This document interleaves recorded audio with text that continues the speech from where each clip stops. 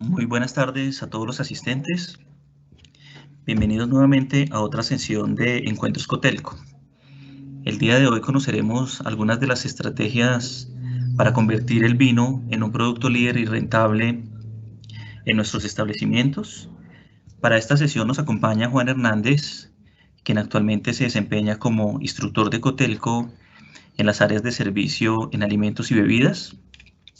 Por eso quiero agradecerle a Juan y a todos los asistentes acompañarnos el día de hoy, y a Juan por poder compartir sus conocimientos y experiencias relacionados con servicio, en este caso enfocado al tema del vino, uno de los productos que empezamos a comercializar y a generar estrategias que vamos a compartir hoy con Juan, con todos ustedes, en cómo volverlo un producto rentable para nuestras organizaciones y parte de nuestra operación. Así que Juan, te doy la bienvenida y muchas gracias por acompañarnos. Gracias, Edwin. Buenas tardes a todos, mucho gusto. Mi nombre es Juan Hernández, yo soy administrador de empresas y sommelier profesional, y también pues tengo un MBA y un máster en todo lo que tiene que ver con hotelería, turismo y gestión de empresas. Como le decía Edwin, pues también soy instructor Cotelco y llevo en la industria como tal de la educación y de la hotelería más o menos 10 años. El día de hoy, pues vamos a hablar del marketing de vinos y conociendo el mundo del vino para que se convierta en un producto líder y rentable. No somos un país, digamos que vinicultor, no somos un país el cual maneje mucho la temática del vino, pero sí somos un país el cual está creciendo mucho en este tema. Y sí somos un país que tiene una gran ventaja a diferencia de todos los países del continente, y es que tenemos mucha entrada de vino de diferentes partes del mundo. Entonces eso nos da un valor agregado ante los demás y nos pone en un marco como tal, el cual podemos agarrar este producto y convertirlo en un producto líder de dentro de nuestros establecimientos, sea gastronómicos o hoteleros. Entonces, como tal, pues vamos a empezar. Bien, primero vamos a hablar de por qué el marketing de vinos.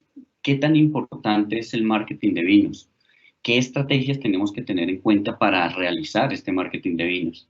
Entonces, para ello tenemos que entender que es un producto que genera conexiones entre los consumidores y entre los establecimientos, y que al mismo tiempo es un producto que desarrolla y genera diferentes tipos de sentidos. ¿Ok? No es como una cerveza, no es como un aguardiente, no es como un whisky, y no estoy diciendo que estos otros productos sean malos, no. Lo que pasa es que el vino tenemos que tomarlo diferente, porque es un producto que genera sensaciones, es un producto que genera, digamos que, un manejo, ¿bien?, dentro de la sociedad, el cual hace verlo totalmente diferente. Por lo tanto, es un producto que podemos ponerlo encima de una mesa y no es lo mismo que poner una cerveza o un aguardiente. Da otro tipo, digamos que, de experiencia, da otro tipo, digamos que, de visualización dentro del establecimiento. Entonces, por ello, el adecuado manejo de marketing de vinos es muy importante para empezarlo a trabajar dentro de nuestros establecimientos. Bien. ¿Qué transmite el vino? ¿O qué es lo que genera el vino? Es un medio de comunicación, ¿bien? Y lo vamos a poner, digamos que, como otros tipos de marcas que hay en el mercado. Las marcas como tal están dadas y están realizadas para transmitir cosas hacia los demás y que nos hagan sentir a nosotros, ¿bien?, diferentes tipos de sensaciones. No es lo mismo cuando estamos en un BMW a cuando estamos en un Renault, en un Mazda o en un Peugeot. Cambia totalmente la sensación y cambia de igual manera lo que los demás perciben sobre el automóvil que están viendo pasar. Lo mismo pasa con el vino. Bien, cuando nosotros ponemos botellas de vino dentro de nuestros establecimientos, empezamos a notar un cambio totalmente, bien, en las mesas, porque transmiten otra imagen de nuestro establecimiento, transmiten otro glamour dentro del establecimiento. Y cuando el comensal se sienta en la mesa y ve esa botella de vino, empieza a mostrarse otro tipo de experiencias. Él empieza a trabajar en su mente viendo la botella inconscientemente, a transmitirle: esto es un establecimiento de calidad, es una botella de vino, de dónde será, cómo es que esa botella puede llegar a transmitir una imagen dentro del restaurante y convertirlo, ¿sí?, en una combinación con la comida. Entonces la mente empieza a trabajar de una manera que es lo que transmite esa botella directamente con el solo hecho de ponerla, ¿bien? Pero entonces esas experiencias que se dan dentro del marketing de vino, ¿bien?, tienen que estar dadas y teniendo como base lo que son las partes del marketing. Y cuando hablamos de las partes del marketing, esos están dados en 4 P's. Esas 4 P's es precio, producto, promoción y puesta en distribución o plaza, como llaman algunos. El vino como tal, bien, cuando nosotros lo utilizamos como un producto de marketing para enganchar, para empezar a generar, digamos que otro tipo de ventas agregadas a tenemos que tener en cuenta estos 4 aspectos. Tenemos que tener en cuenta que el vino es una bebida social, que el vino genera, ¿sí?, un estado de ánimo, como cualquier, digamos que bebida alcohólica, ¿bien?, teniendo en cuenta que el vino no es una bebida alcohólica, pero ya vamos a hablar de eso un poco más adelante, pero es un tipo de experiencia, el cual que cuando está esa botella de vino, genera otro ámbito, ¿bien?, dentro de la mesa en donde están los comensales. Y ahí es donde se empieza a denominar toda esta experiencia que se llama marketing experiencial, que es el marketing de sensaciones, es el marketing de sentir, es el marketing de poder llegar y coger y tener el producto. Cuando estamos hablando de este tipo de marketing, tenemos que también tener claro que los tipos de personas, las cuales están dadas o que adquieren los productos, hay 3 tipos de personas en el mercado. Tenemos las personas que son visuales, tenemos las personas que son auditivas y tenemos las personas que son táctiles. Por lo tanto, cuando nosotros entendemos que hay 3 tipos de personas a las cuales les tenemos que ofrecer un producto y que hay 2 sexos a los cuales les tenemos que ofrecer este tipo de producto, que son hombres y mujeres, la comunicación hacia este tipo de marketing experiencial tiene que empezar a cambiar. Porque no es lo mismo una persona, ¿bien?, que su sentido hacia los productos es visual a la que la persona que es auditiva. Y lo voy a poner en contexto de un ejemplo de todos nosotros. Llegamos a, no sé, Catronics, Falabella, cualquiera de estas partes donde hay productos tecnológicos. Y nosotros estamos del otro lado, o sea, somos los vendedores. Por lo tanto, tenemos que analizar cómo se para ese personaje a comprar. Y lo primero es ver qué actitud tiene. Entonces, cuando la persona llega y solo mira el producto, no lo toca, no pregunta y solo se asoma, es un cliente visual. Es una persona que lo único...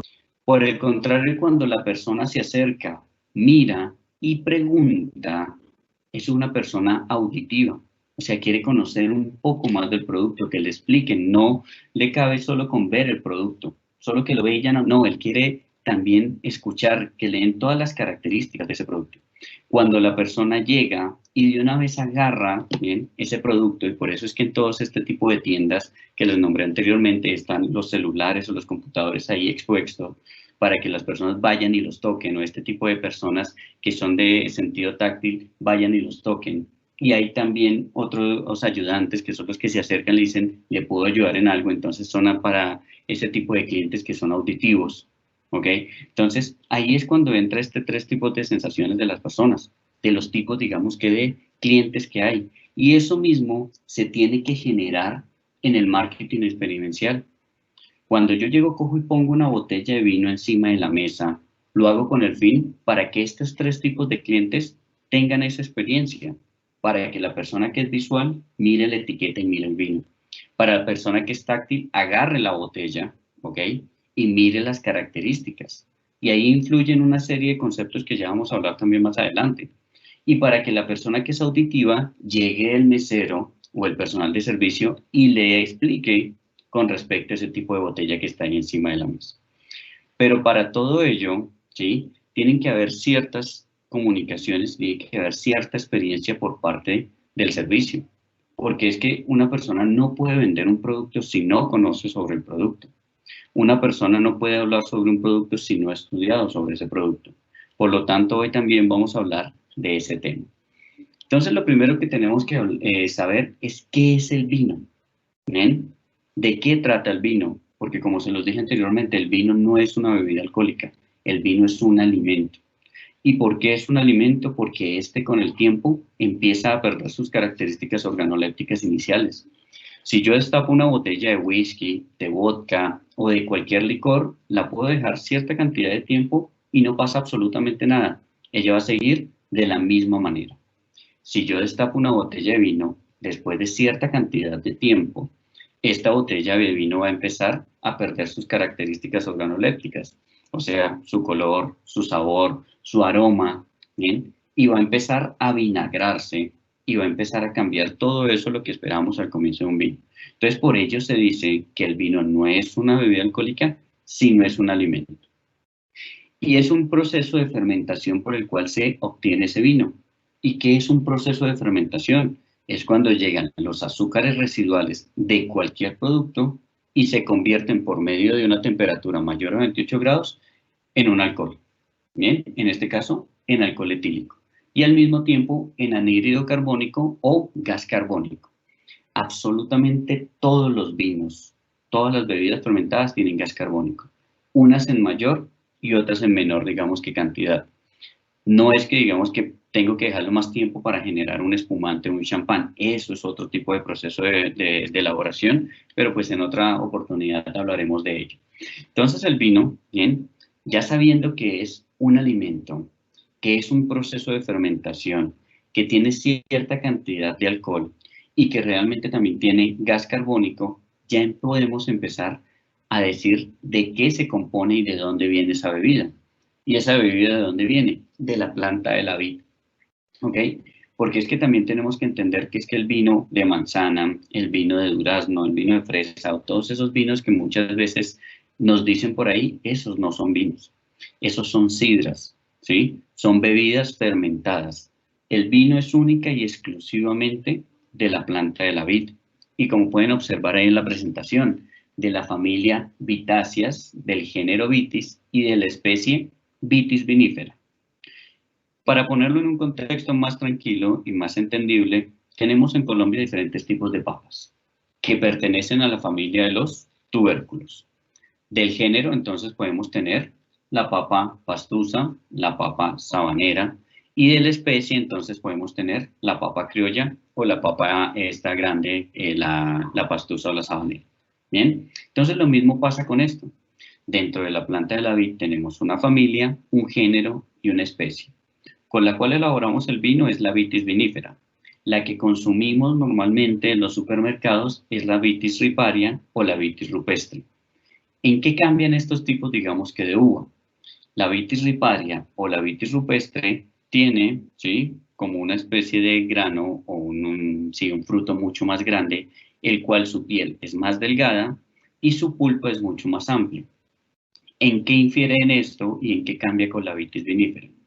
La Vitis vinifera es mucho más pequeña, con una piel mucho más gruesa y menor cantidad de agua o pulpa. ¿Qué quiere decir eso? En la piel hay algo que se llaman los polifenoles, ¿sí? O los fenólicos. Esos polifenoles o fenólicos son los que dan todas las sensaciones organolépticas dadas dentro del vino. Entonces ahí es cuando muchas personas llegan y cogen y dicen, no, es que este vino tiene aroma a café, a coco, a chocolate, no, es que este vino está picado, no está picado, y demás cosas. Eso proviene de la piel. Y en esa piel, como les decía, entonces están los polifenoles. Y esos polifenoles, ¿sí?, como se encuentran en esa piel, y la Vitis vinifera tiene una mayor capa de piel, entonces tiene mayor cantidad de estos polifenoles. Por lo tanto, es más adecuada para elaborar el vino. A diferencia de la rupestre o la riparia, que como su piel es más delgada, pues tiene menor cantidad de polifenoles, por lo tanto no genera las mismas sensaciones organolépticas y los mismos componentes organolépticos que tiene la Vitis vinifera. Entonces, esos polifenoles tienen tres o están divididos de tres maneras: antocianos, taninos y flavonas. Los antocianos y los antocianos como tal son los responsables de generar todo el color rojo, todas las características de sabor, todas las características de aroma y todas las características de las matices, o sea, el color dentro de los vinos tintos. Las flavonas hacen exactamente lo mismo, pero con los vinos blancos. Y los taninos son los encargados de generar la sensación pseudotérmica de calor y la sensación de resequedad en la boca. Entonces es cuando tomamos Listerine o es cuando llegamos y tomamos el vino y también nos dicen, no, es que a mí me gusta el vino seco o el vino dulce. Ahí es donde influyen los taninos. Esos taninos son los encargados de generar esa sensación.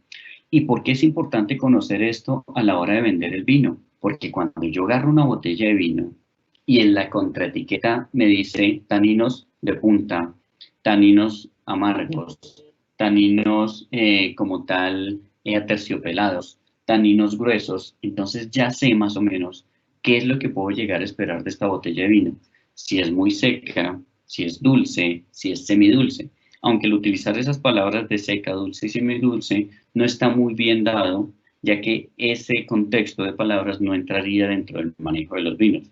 Y es algo que se empezó a dar pues acá en Colombia más que nada, que es que me gusta el vino, me gusta el vino seco, me gusta el vino dulce. Eso prácticamente no existe. Lo que existe dentro de los vinos es que tienen mayor cantidad de tanicidad o menor cantidad de tanicidad.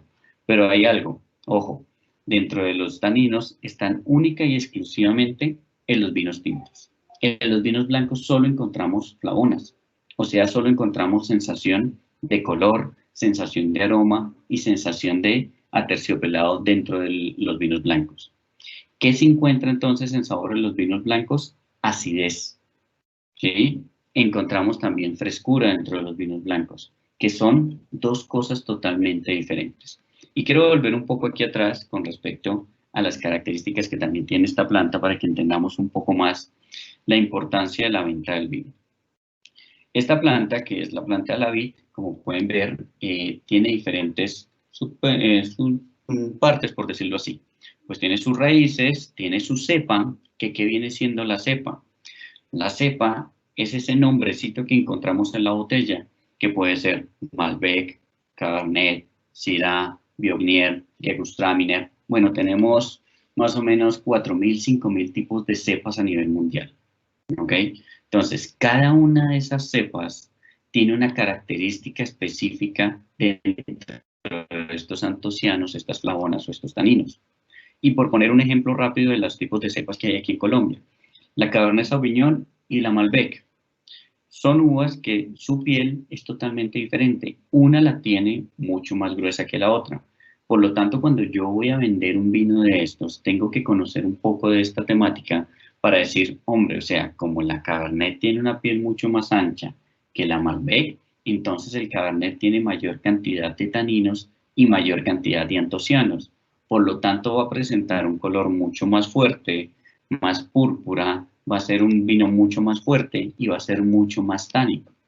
Obviamente depende de muchos factores más dentro del proceso de elaboración, pero eso me va guiando un poco, ¿bien? Para saber qué tipo de vino es el que yo puedo llegar y coger y vender y acompañar con el menú de mi restaurante o de mi hotel. También tenemos los tipos de hojas. El zarcillo, como esta es una planta trepadora, entonces ese zarcillo lo que hace es agarrarse, ¿bien? Pero como dentro de los viñedos no está al lado de las paredes, sino son líneas de viñedos, entonces generan como unas alambres de sistemas de conducción, donde estos zarcillos pues se enredan para que la planta siga por ahí. Tenemos lo que obviamente pues es el racimo o el fruto, y acá tenemos dos partes, el sarmiento y el pampanito. El sarmiento, ¿sí? Como esta planta tiene dos brazos, esos brazos les llamamos guyot. De esos guyot o de esos brazos sale cierta cantidad de racimos. ¿Y a qué voy con esto?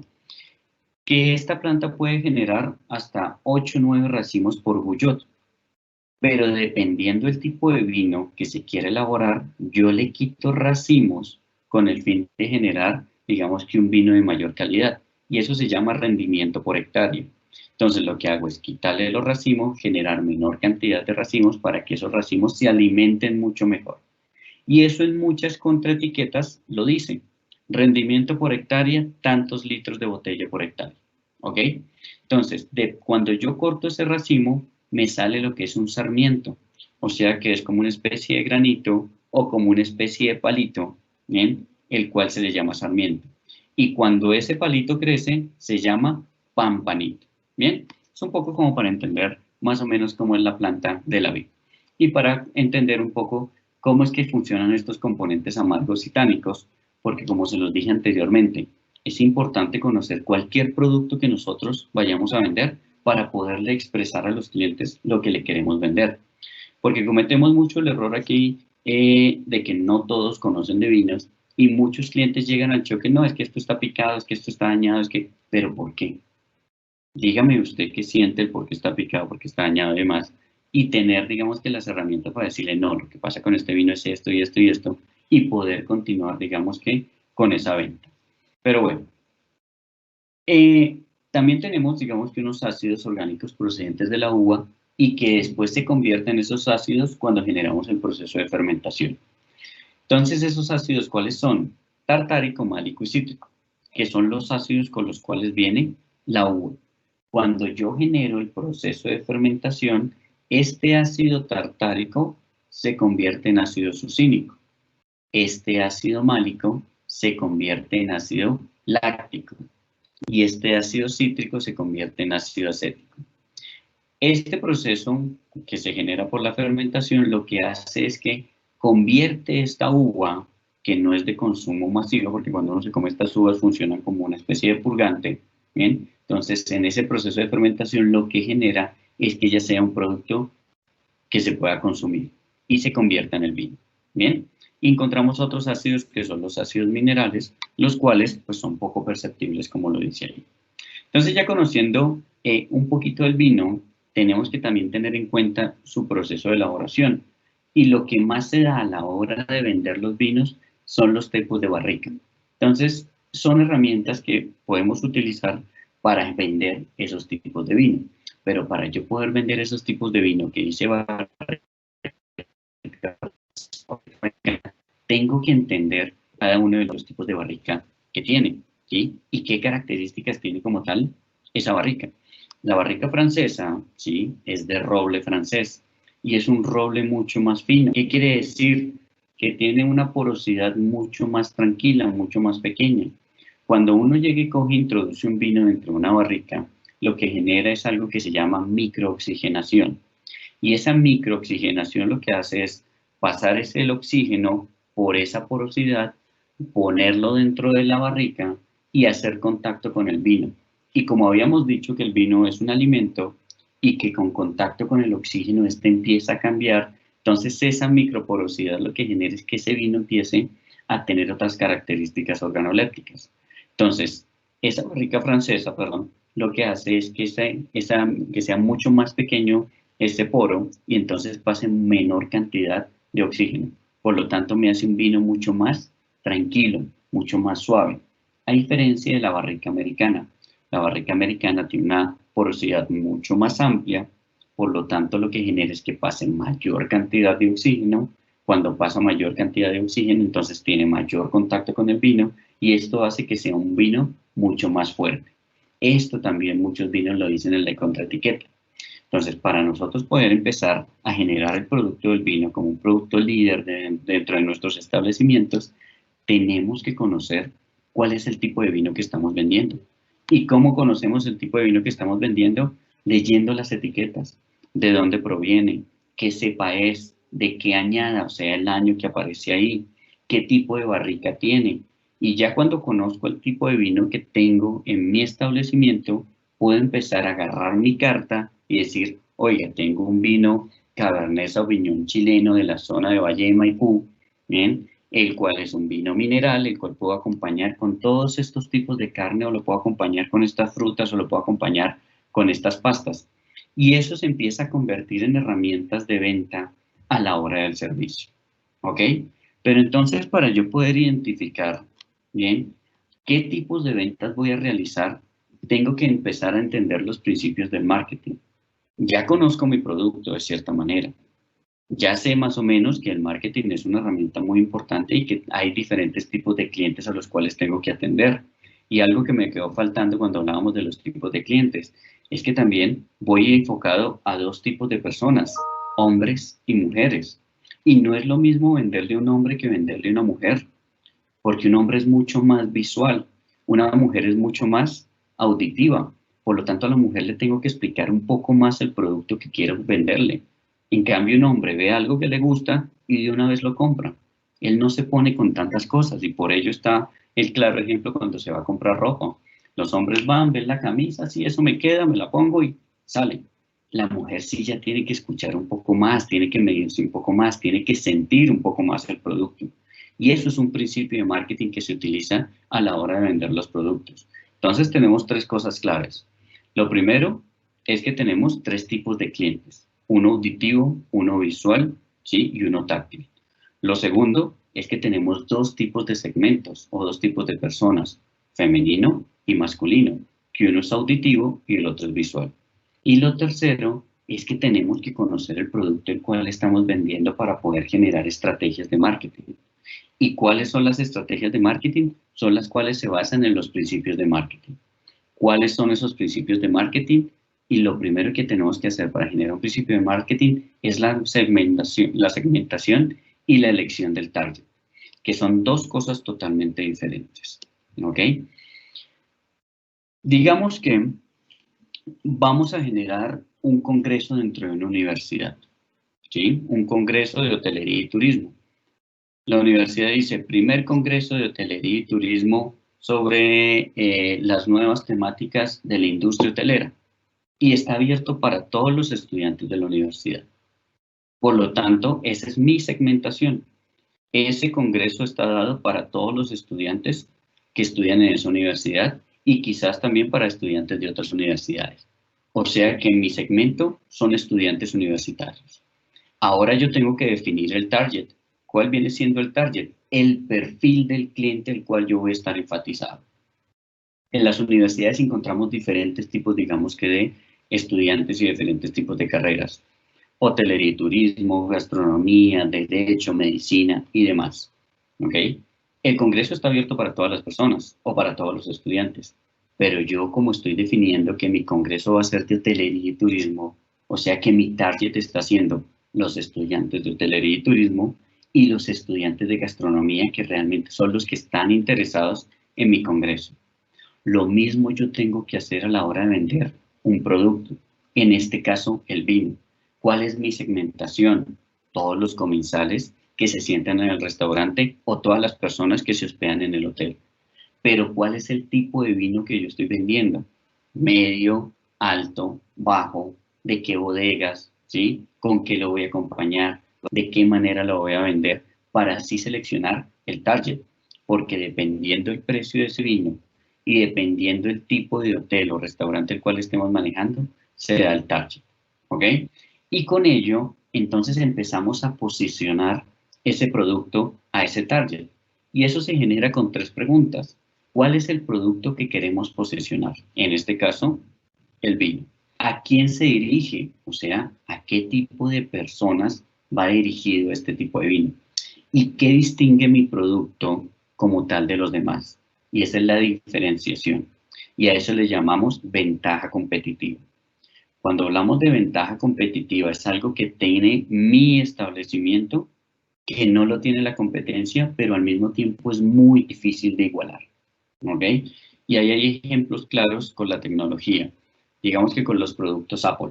Bien, quizás los productos Apple no pelean por tener la mejor cámara, no pelean por tener el teléfono, digamos que más lindo del mercado, ni por llenar el teléfono con cámaras detrás y que es que se tiene más RAM y más cosas, porque ellos ya tienen muy posicionado su producto. ¿No? ¿Y cuál es la diferencia que tiene este producto entre los demás? Es que da glamour, es que da estatus.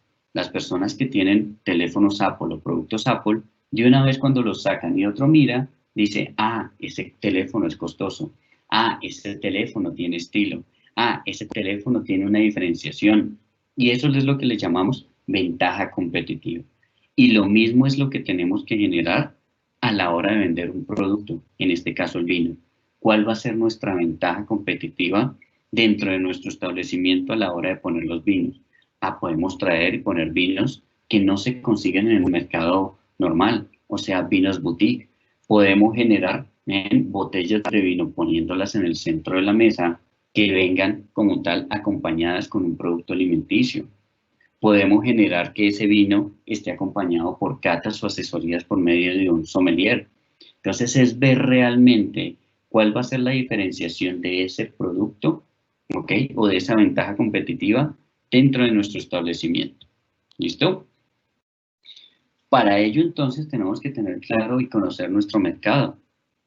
Hay diferentes tipos de hoteles en diferentes tipos de regiones y no quiere decir que es que en unos hoteles sí se pueda vender y en otros no. En todos, en absolutamente todos los hoteles de Colombia podemos vender vino, ¿ok? Si lo sabemos vender, si lo sabemos ofrecer.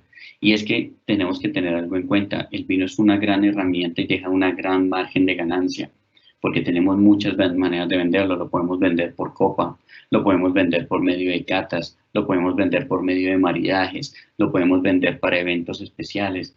Entonces, es saber exactamente, conocer nuestro mercado y cómo es que lo vamos a dirigir. Pero al mismo tiempo tenemos que conocer realmente el producto con el cual contamos dentro de nuestro establecimiento. ¿Okay? Y con ello, entonces vienen siendo o entrando los actores del mercado. ¿Y cuáles vendrían siendo los actores del mercado? Los proveedores los cuales contamos que nos dan el vino. Las empresas que van a nuestros establecimientos. Los comerciales, ¿sí? O las empresas como están comercializando y distribuyendo este producto. Y finalmente los consumidores, que son las personas claves a las cuales va a ir dirigido nuestro producto.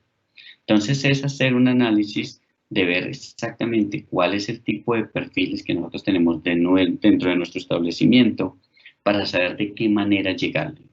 Si yo no pongo vinos en la mesa, si yo no hablo del producto, el comensal no lo va a conocer.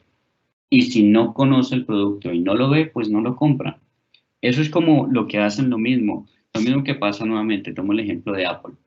Uno llega a Falabella y ellos tienen exclusivamente un stand de Apple ahí, generando un impacto visual. ¿Cómo generan un impacto visual? Ponen todo el marco en madera, digamos que color como blancuzca, y el símbolo de la manzana gigante alumbrando, que es lo que los identifica a ellos. Si Apple llega y coge y no pone eso de cierta manera, pues las personas no quiere decir que no lo van a comprar, pero no va a haber una manera visual de que van a identificar el producto rápidamente. Y quizás una persona que no está buscando el producto, pues no se va a provocar. Solo para el conocedor que dice, no, es que yo voy a ir a comprar exactamente eso, es el que va y pregunta. Pero si no lo ve, no lo compra. O sea que todos los productos que nosotros queramos vender tenemos que mostrarlos, tenemos que darle la sensación al cliente de que está ahí disponible para él. Muchas veces pasa que está la botella de vino y muchas personas la mandan a abrir y creen que también es gratis, pero ya también viene siendo un gancho para que realmente empiece a comprar ese producto. Entonces, como lo hemos dicho al comienzo, el marketing está dividido en 4 P's. Lo primero es el producto. Entonces, el producto como tal, ¿sí? Que en este caso es el vino, tenemos que conocer exactamente, ¿bien?, qué características tiene ese producto. En este caso, la botella. Y la botella, para pues, los que estamos en esta industria, sabemos que hay muchos mitos sobre la botella en el mercado. No, es que esa curvita que está al fondo de la botella, eso sirve para agarrar la botella a la hora del servicio. Eso es una gran mentira.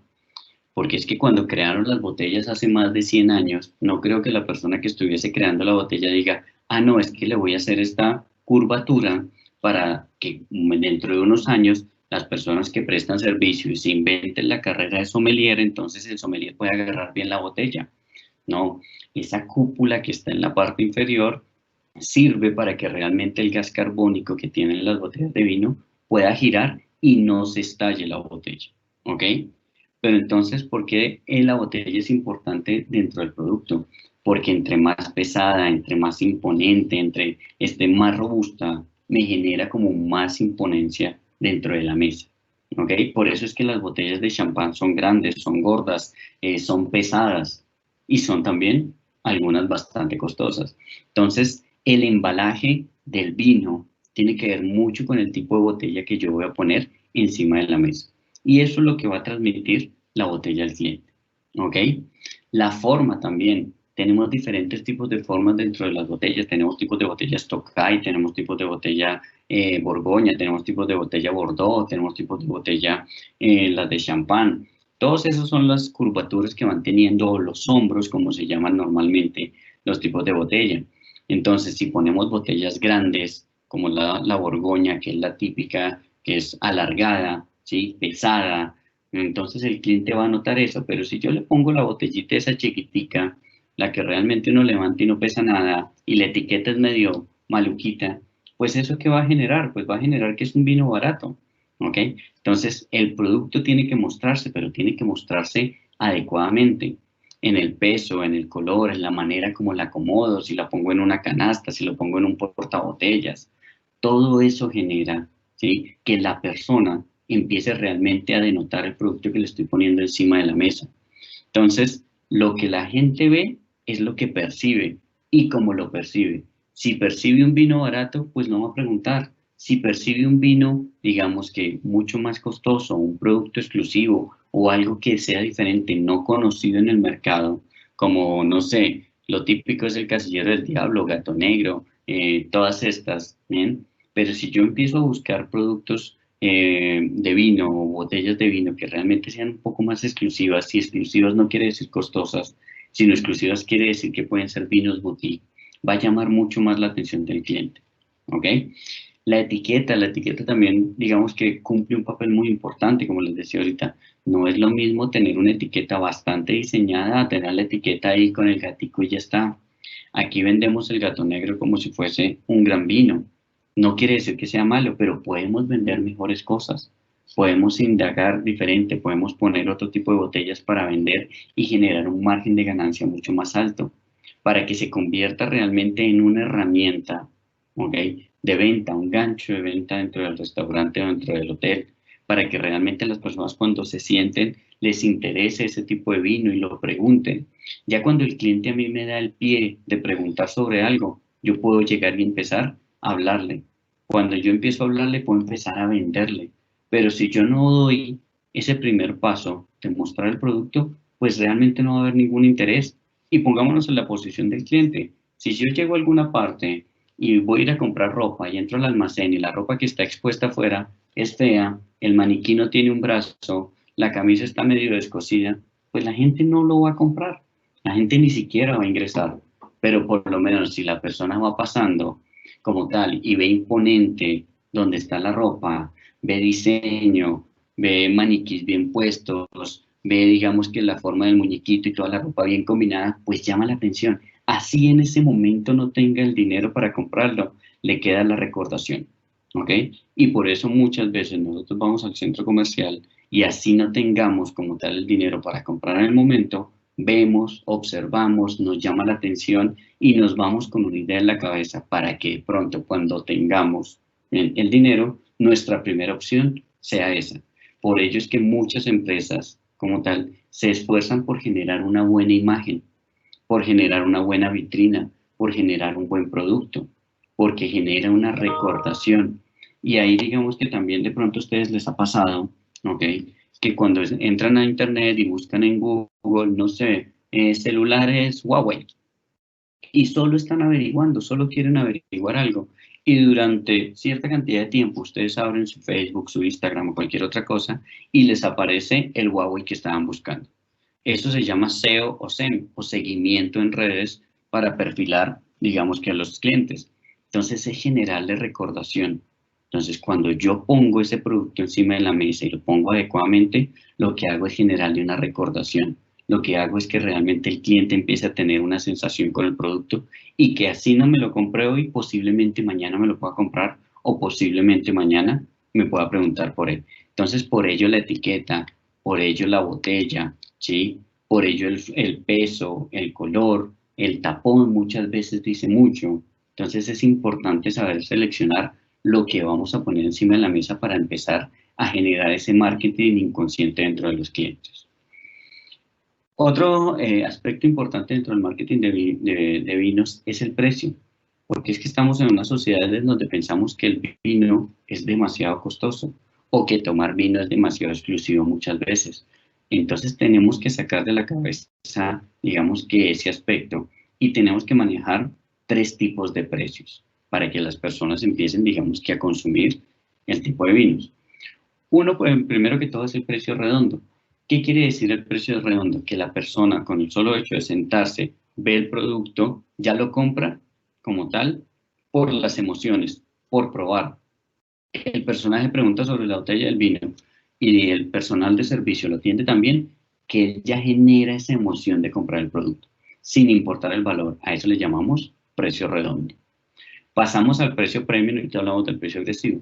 El precio premium viene siendo que es tan alto el precio que genera que el producto sea premium, como lo que pasa con marcas como BMW, como Mercedes, como Ferrari, como, no sé, esta la de los ositos, de las joyas, no recuerdo cómo se llama, Toast. Entonces, los precios son tan altos que generan que el producto se convierta en un producto premium o de calidad.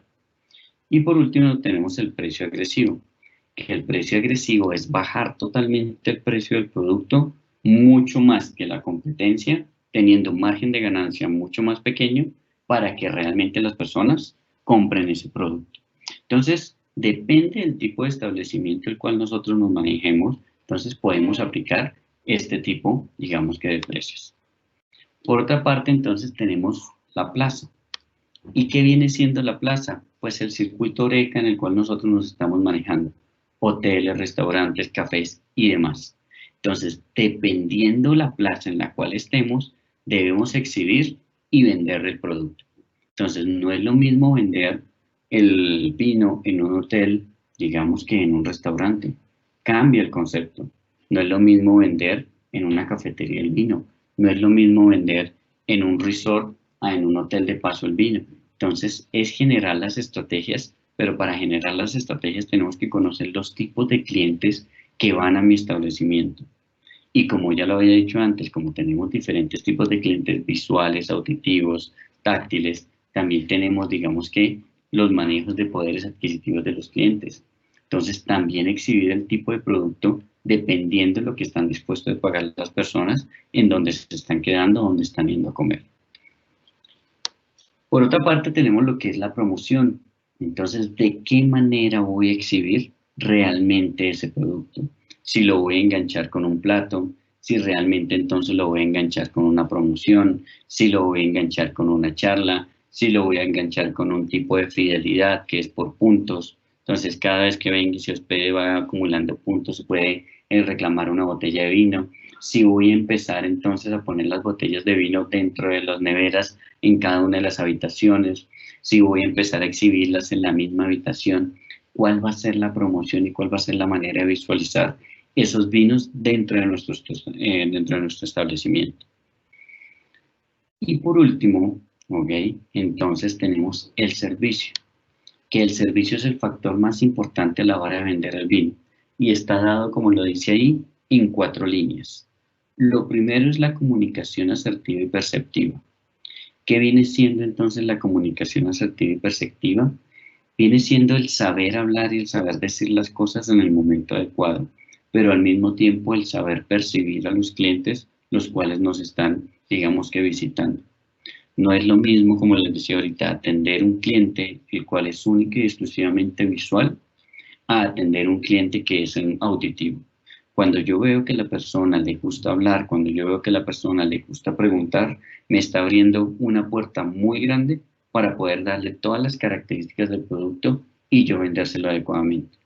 Cuando la persona única y exclusivamente está viendo, es un poco más complicado. Entonces, yo llegar y coger y empezar a regarle toda la información del vino, pues él realmente no me va a poner la atención. Por lo tanto, tengo que captar su atención para empezar ahí sí, bien, como tal, a generar la comunicación. Después tenemos, bien, el conocimiento de los vinos de la carta. Entonces, conocer adecuadamente los tipos de vinos que tenemos, conocer adecuadamente, bien, cómo es que es la carta que estamos manejando, de qué manera, ¿sí? Entonces, están dados esos vinos dentro de nuestra carta. Si son vinos entonces exclusivos, si son vinos premium, si son vinos tranquilos, si son vinos blancos, si son vinos tintos, si son vinos rosados. Tenemos que conocer específicamente nuestra carta y saber exactamente qué es lo que está ofreciendo el hotel o el restaurante como tal. Y para conocer un poco más es agarrar y ponernos en la tarea de coger cada una de las botellas y decir, ah, bueno, esta es una Castillo del Diablo Cabernet Sauvignon 2012. venga, ¿qué características tiene? Entonces veo en la contraetiqueta, son todas estas características. Y si quiero ir un poco más allá, entonces entro a Google y veo qué características tiene esa botella de vino, porque no es lo mismo una Casillero del Diablo 2012 a una Casillero del Diablo 2013 Cepa Cabernet Sauvignon. Cambian totalmente, porque por año también van cambiando los vinos. Entonces entro a Google y me dice, no, es una botella que tuvo una muy buena añada, que se puede maridar o se puede acompañar con estos tipos de plato, se puede entonces utilizar para esto, para esto, para esto. Entonces ahí empiezo a conocer los vinos que están en mi carta. Y cuando yo empiezo a conocer a fondo los tipos de vino que están en mi carta, entonces puedo empezar a recomendar y puedo empezar a maridar. O sea que no es solo vender el vino, sino también engancharlo con la comida. O realmente es enganchar el vino con la comida, porque es que las personas van a los establecimientos gastronómicos a comer, no a tomar. Y las personas, digamos, que también van a los hoteles, van a hospedarse y a comer. Muy pocas veces van a tomar o de bebidas alcohólicas. En el caso de que sean, digamos, que hoteles como tal empresariales y demás, cuando vamos de vacaciones, pues ya cambia un poco más el concepto. Pero entonces sí es ver de qué manera yo puedo empezar a enlazar esos vinos dentro de los alimentos y dentro de los diferentes sectores que hay dentro de los hoteles. Y generar un correcto servicio del vino. Saber cómo se destapa la botella, saber cómo se sirve, saber cómo se agarra la botella, de qué manera entonces pongo el corcho, la cápsula. ¿Bien? Generar ese servicio llama la atención, entonces hace llamar la atención del comensal y empezar a preguntar y en que vaya un poco más allá, ¿bien? Toda esta tarea de la venta del vino. Y tenemos unas alternativas, porque no es solo vender el vino cuando el comensal está, digamos que sentado. Podemos generar catas y podemos generar maridajes dentro de nuestros establecimientos.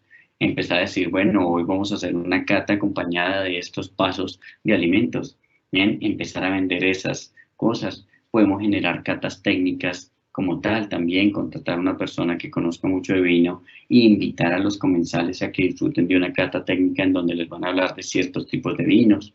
Podemos hacer pequeños cursos de dummies de vinos y de catas, entonces explicarle a diferentes personas que se hospedan dentro del hotel que pueden pasar una tarde conociendo un poco más de vino y de los tipos de catas. Podemos hacer maridajes semanales acompañados de botellas de vino. Podemos vender vinos por mes o podemos vender vino por copas si las personas realmente no quieren comprar toda la botella. Entonces podemos empezar a vender el vino por copa. Entonces son muchas alternativas que tenemos a la hora con este producto que no otros productos, digamos, no lo dan. Porque, no, como les digo, no es lo mismo vender cerveza, no es lo mismo vender aguardiente o cualquier otro licor. No da, digamos, que para muchas cosas de estas. Yo no voy a ponerme a vender, digamos, que cerveza por copa, o no me voy a poner a maridar, digamos, que cerveza con diferentes tipos de alimentos. Aunque sí se puede y es correcto, las personas no están acostumbradas a eso. Cambio un vino es una alternativa que puedo poner en contexto mucho más adecuado para generar, digamos que estos 6 tipos de elementos a la hora de vender los vinos como tal. Bien. Entonces, pues a mí me gustaría saber si tienen alguna pregunta, alguna duda como tal. Listo, Juan, vamos a dar un espacio, un tiempo para que si los asistentes quieren formular alguna pregunta, nos la escriban a través del chat. Si tenemos una pregunta que hacen sobre una botella de vino sin abrir, ¿se daña? No, una botella, bueno, depende cómo la pongamos, porque es que ahí es donde entra el concepto de estiva.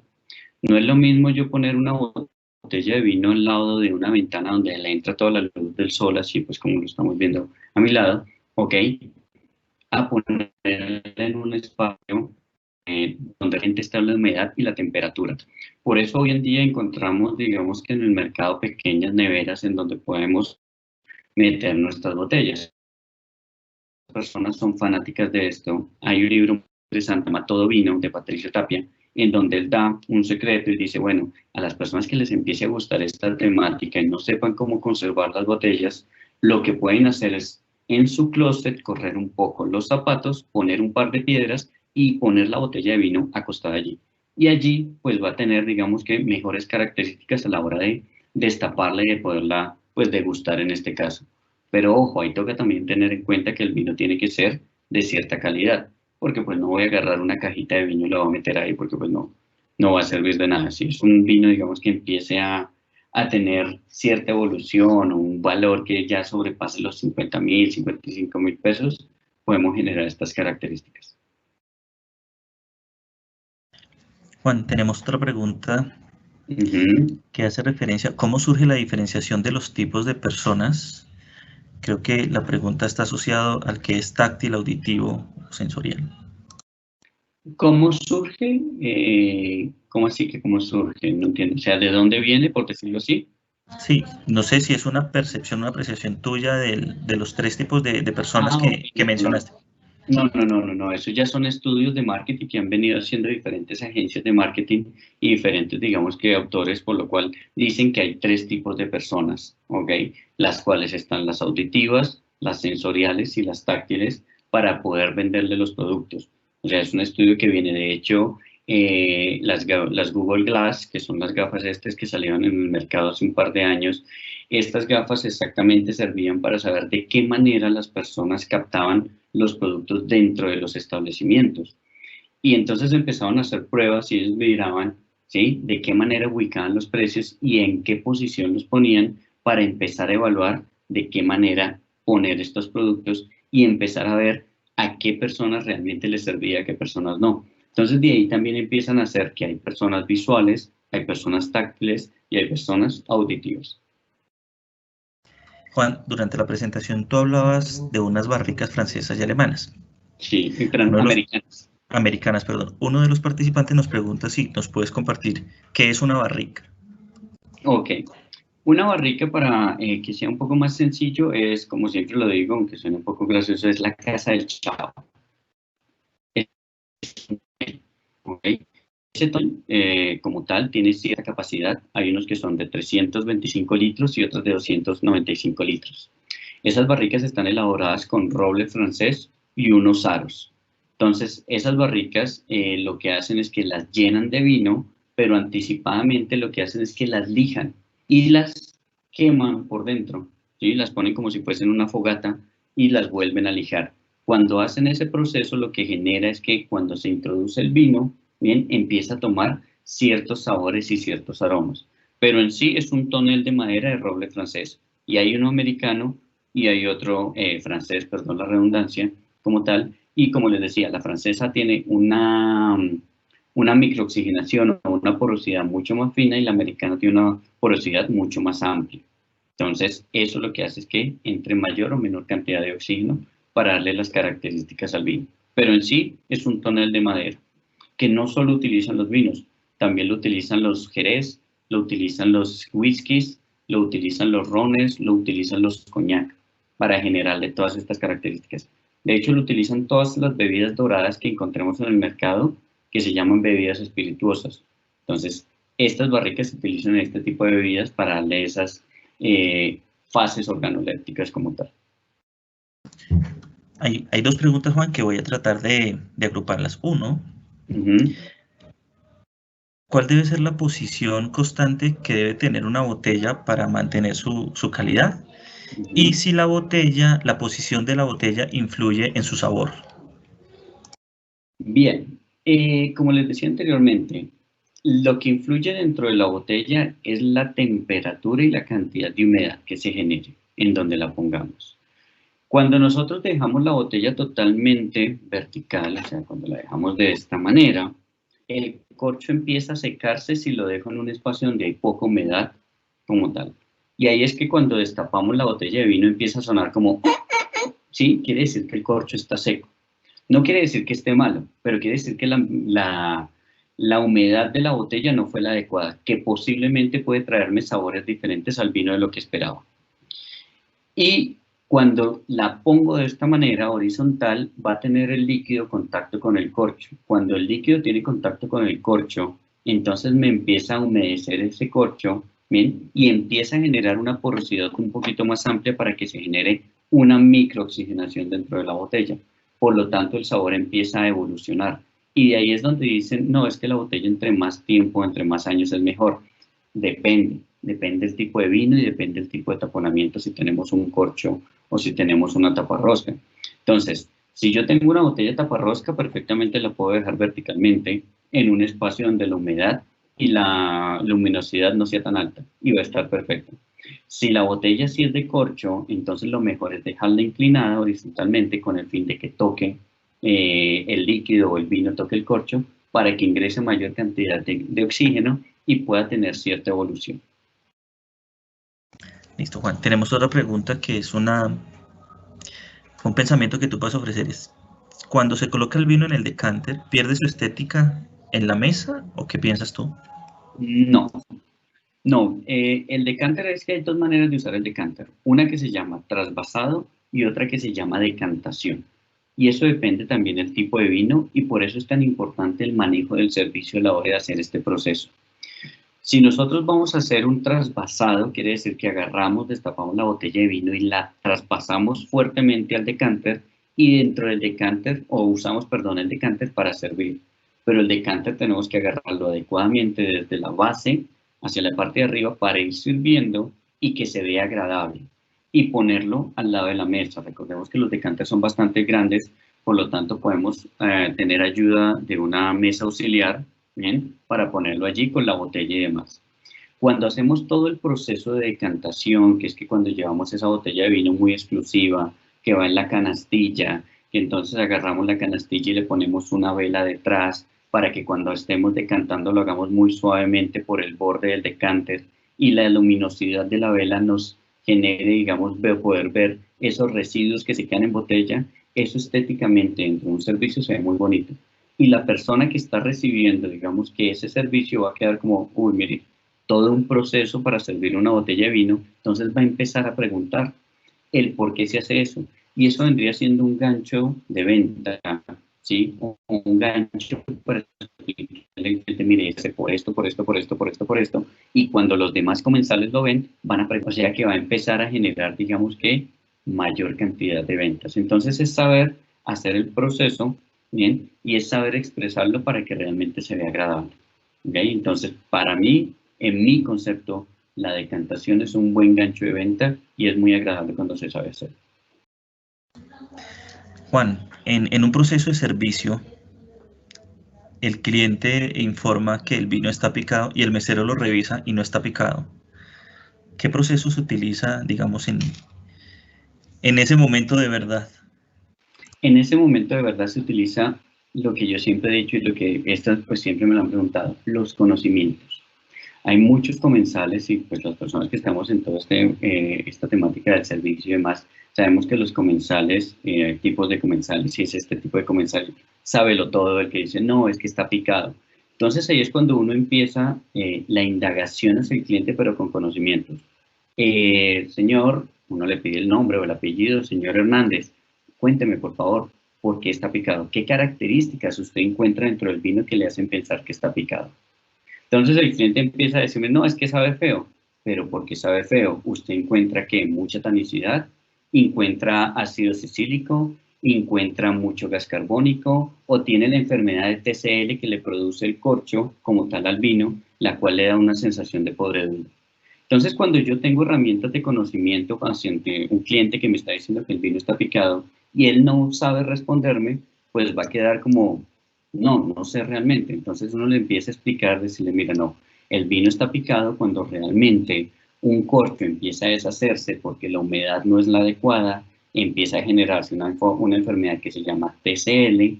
Esa enfermedad lo que hace es transmitir un sabor de humedad, de caucho, de cartón húmedo, de sabor a orín o aroma a pis de gato. Todas esas características son las que encontramos dentro de un vino picado. Usted encuentra estas características como tal dentro de la botella de vino que está probando. Entonces, como tal, es tener en cuenta esos aspectos. O sea, informarnos muy bien no es llegar y coger y estudiar como tal todo con respecto al vino, pero sí tener estas herramientas de buscar un poco y decir, bueno, ¿qué es un vino picado? ¿Qué características tienen los vinos que tengo dentro de mi restaurante, dentro de mi hotel? ¿Cómo los puedo maridar? dónde están elaborados. Entonces todo eso me da conocimientos con el fin, ¿bien?, de que cuando se me presenten estos momentos de verdad, poderlos, ¿bien?, manejar adecuadamente. Juan, hay varias preguntas. Vamos a escoger algunas y revisamos. Hay otra que existe que está relacionada con ¿qué diferencias se pueden encontrar en las botellas de vino que traen corchos naturales, corchos de plástico o vienen con rosca? Bien, eso ya depende, digamos, que del tipo de bodega y presupuesto. ¿Okay? Dentro, cuando hablamos de corchos naturales, tenemos diferentes tipos de corchos. Tenemos el T-Club, tenemos el corcho natural 100%, tenemos el doble tapa, tenemos muchos tipos de corchos, los cuales depende de su precio y el tipo de vino al cual se va a poner este tipo, digamos, que de corcho. Está comprobado que dentro de las bodegas lo más económico es el vino. Lo más costoso es la botella, la etiqueta y el corcho. Entonces depende del presupuesto. Una botella taparrosca no quiere decir que sea barata, quiere decir que es otro proceso y quiere decir que puede estar dado más hacia botellas de tipo de vinos tranquilos, o sea, vinos jóvenes. Y cuando el corcho es 100%, digamos que sintético, no quiere decir que el vino sea 100%, digamos que malo, por ponerlo así, sino que son vinos de segunda prensa o de segunda mano, que es en el proceso de elaboración. Eso es como cuando agarramos un limón y lo exprimimos la primera vez y nos sale el jugo de limón. Entonces ahí nos sale el mayor cantidad de jugo de limón. Y volvemos a oprimir ese limón y nos sale otra vez juguito, pero ese es mucho más, menos consistente y menos concentrado. A eso le llamamos vino de segunda prensa. Entonces, cuando volvemos a prensar la uva para que salga ese, digamos que ese mosto, ¿bien? Y a ese tipo de vinos es el que les ponemos ese tipo de corcho como tal mucho más económico. ¿Bien? Es relación precio-calidad en cuestión de vino, botella y corcho. Entonces, si la botella es botella económica, la etiqueta es económica, el corcho es económico, quiere decir que el vino también es de una gama baja. Pero si por ahí el vino presenta una botella bastante robusta, pesada, la botella es medianamente costosa y presenta un corcho de tipo sintético, pero recordemos que pues también hay unas líneas que son sintéticos por fuera, pero en el centro tienen como una espuma, esos corchos no son tan económicos. Entonces toca observarlos detenidamente para ver qué tan sintético puede llegar a ser. Listo, Juan, vamos a seguir. Tenemos un empresario que nos acompaña de Villa de Leyva, tiene una posada y él pregunta cómo puede comenzar una enoteca dirigida a turistas internacionales en el primer escenario. Tengo otra pregunta que está asociada es ¿qué es desierto o cuánto tiempo debe durar una botella de vino después de destapada para volver a consumirla? Si pierde, digamos, su contextura y su calidad, digamos, en el producto como tal. Ok, bueno, ya tocando un tema, me queda alegría que es una persona de Villa de Leyva. Sabemos que Villa de Leyva es como lo más fuerte aquí en Colombia con respecto a los vinos, pues a los viñedos, que tenemos 2, 3 viñedos importantes allá. Para generar una enoteca lo que tenemos que primero que hacer es aprovechar los productos que tenemos de la región. Todos los productos de Villa de Leyva tienen la característica que son vinos tropicales y que son vinos inducidos, o sea que como no estamos en un país en donde tenemos estaciones, porque el vino se elabora en un ciclo vegetativo, el cual necesita pues todas las estaciones para poder crecer. Acá en Colombia no lo contamos, por lo tanto tenemos que inducir ese ciclo. Entonces, y lo estamos haciendo sobre una parte tropical, o sea que las características organolépticas que se generan en el vino son bastante, digamos que exclusivas. Vamos a encontrar aromas y notas, no sé, de guayaba, de mandarina, cosas que no se encuentran en vinos, digamos que normales de otros países como tal. Entonces, lo que podemos generar es disfrutar o aprovechar, mejor dicho, todos esos tipos de vino que se generan en Villa de Leyva para empezarlos a ofrecer a los clientes, pero ofrecerlos como un vino tropical y empezarlos a maridar con la comida típica de Colombia. Entonces, empezarles a decir, oiga, no, mire, es que este es un vino y es un vino bastante exclusivo porque no es un vino que se elabora normalmente como se elabora en otras partes del mundo. Aquí tenemos un ciclo vegetativo mucho más rápido. Acá inducimos a la planta para que nos dé cierta cantidad de racimos. Acá podemos sacar hasta 2 o 3 añadas más o menos en el año. Aquí, digamos que no todos los años sale el Cabernet Sauvignon porque la plantica no siempre crece igual. Acá tenemos características, digamos que organolépticas que no se encuentran en otros tipos de vino a nivel mundial, que son de frutos tropicales. Entonces, empezar a engancharlo como por ese lado y empezar como a venderlo de esa manera, para mí sería, digamos que lo ideal. La segunda, con respecto a, ¿me la podrías repetir, por favor, de qué es tan cierto? Cuando se destapa la botella y se vende por copas. Y se vende por copas. Una botella como tal destapada, bien, como tal, más o menos tiene que estar durando entre 4 y 6 días destapada. Y tenemos que calcular que de una botella están saliendo entre unas 6 y 8 copas para la venta por copa. Entonces, la idea es que en este proceso, ¿sí?, se venda, porque si no, después de ese tiempo va a empezar a perder sus características organolépticas. Como se los dije, recordemos que el oxígeno es el que empieza a cambiar totalmente las características del vino. Eso es como cuando vemos una manzana o una pera, empieza a oxidarse. Entonces, con el vino pasa exactamente lo mismo. Entre mayor contacto tenga con el oxígeno, más rápido se va a dañar. Entre tenga una temperatura mucho más alta, más rápido se va a dañar cuando esté abierto. Entonces, lo ideal es que, bueno, venden como unos saca-oxígeno que le llaman, bien, entonces se puede sellar con eso y meter en la nevera para que se conserve un poco más. Pero lo ideal es máximo 8 o 9 días y mucho.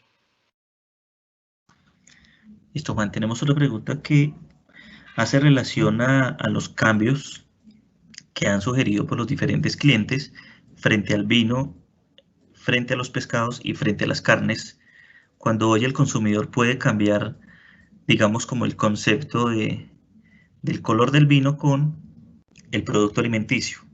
¿Cómo persuadir al consumidor, orientarle, o se recomienda orientarlo, o dejamos que él se tome un vino blanco con una carne? Yo pienso que depende también del tipo de cliente, ¿no?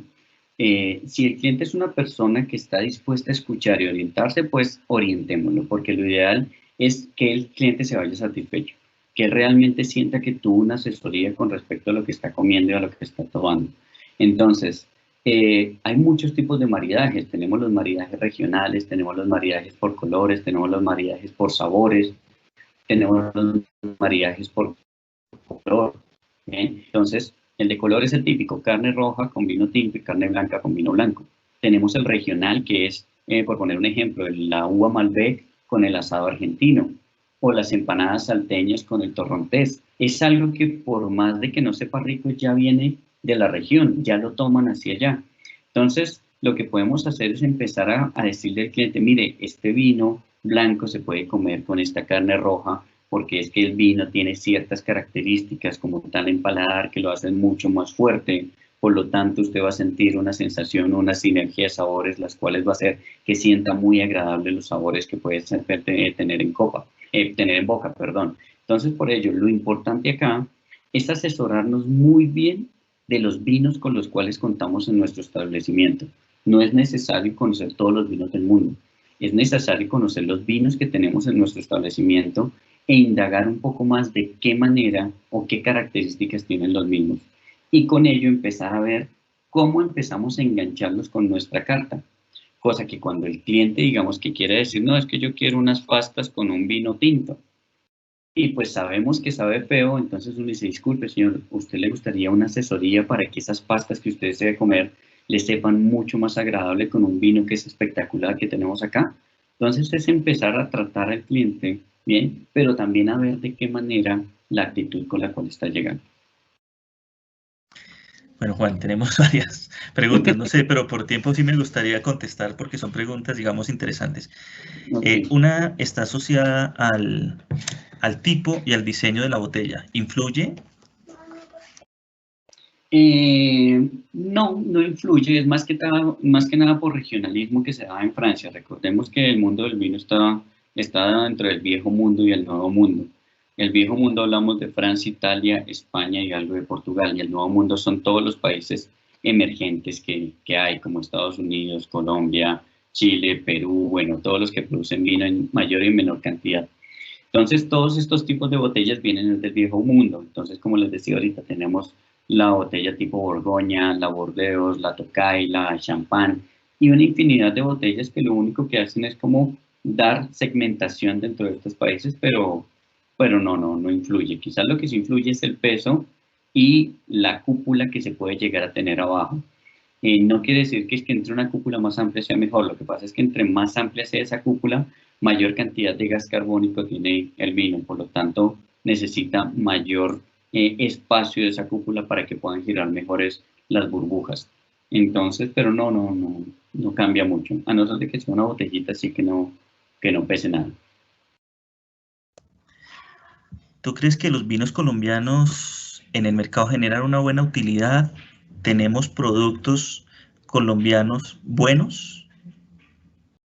Sí, digamos que, bueno, yo tuve la oportunidad hace unos años de estar afuera y los vinos de Villa de Leyva se ven muy bien en el mercado extranjero. La gente los compra por sus características, digamos, y sus sensaciones organolépticas diferentes. Como les decía ahorita, todo lo que es como esos sabores tropicales, todo eso, como esas características organolépticas diferentes, hacen que las personas quieran probarlos y tener esa sensación. Ya hablando de margen de ganancia, pues ya depende de la cantidad de botellas que pueda generar la bodega, que algo que sí yo me he dado cuenta es que algunas veces hay, algunas veces no hay. Entonces eso genera que haya mucha fluctuación de precios. Entonces muchas veces está caro, como otras veces está un poquito más económico, como muchas veces hay, como muchas veces no hay. Entonces ahí puede ya manejarse el margen de ganancia muy amplio o muy bajo. Pero sí es un producto que genera muy buena imagen en el extranjero. Juan, ¿los vinos de segunda prensa son nutritivos también o los de primera prensa son más nutritivos?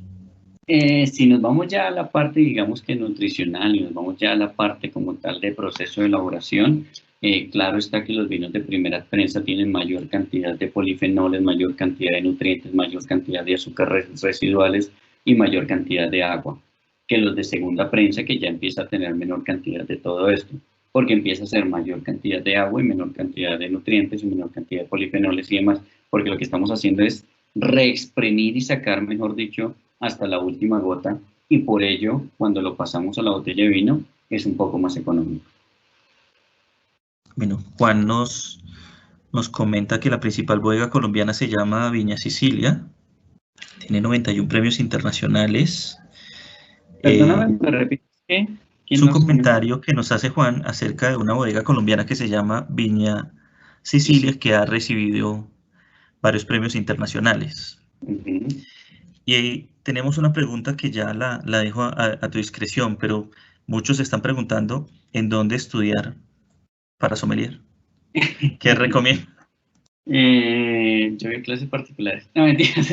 Bueno, miren, yo siempre, digamos que pienso que para estudiar esto, lo mejor, entrando dentro del marketing y entrando en cuestión de poder adquirir muy bien los conocimientos, es poder ser un cliente táctil y un cliente que escuche. Por lo tanto, lo mejor es ir o salir de Colombia, irse a un país vitivinicultor a estudiar de esto, porque allá uno va a tener la experiencia, va a tener, digamos que la oportunidad mejor de ir a estar en viñedos, de conocer de frente toda la bodega, todo el proceso de elaboración, de conocer realmente todo este mundo, cómo es todo el proceso de la vendimia, cómo es durante el año.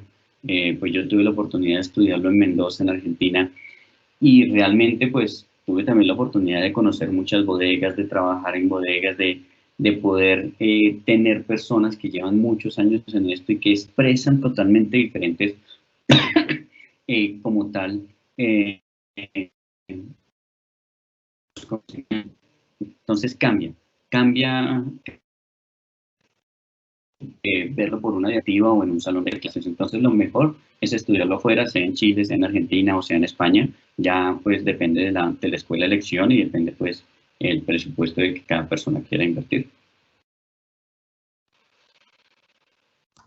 Vamos a la última pregunta, Juan. ¿Se puede Bueno, cultivar cualquier tipo de uva en nuestro país para producir vino? mm, bueno, ahí entramos a lo primero, que tenemos diferentes tipos de uvas.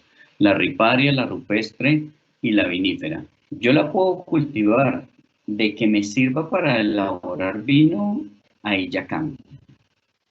Digamos, en cuenta realmente las uvas que me sirven para cultivar, digamos, hacer vino, es la Vitis vinifera, bien, y quizás por ahí un poco la riparia o la rupestre, pero no me dan las mismas organolépticas. Entonces, lo ideal es la vitis vinífera para que me dé realmente todo lo que busco dentro de los vinos, que son todos los polifenoles y todos esos ácidos y demás para generar vinos adecuados.